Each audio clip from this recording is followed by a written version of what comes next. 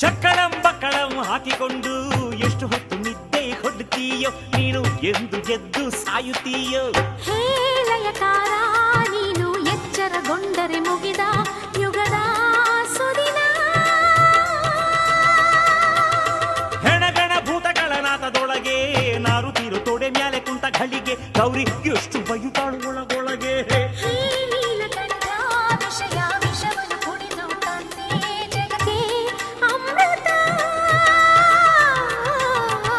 ಶುಚಿ ರುಚಿ ಇರೋ ಕಡೆ ಇರ್ತೀಯಂತೆ, ಕೊಟ್ರೆ ಹಸಿ ಮದ್ಯ ಮಾಂಸವನ್ನೇ ಇಕ್ತೀಯಂತೆ.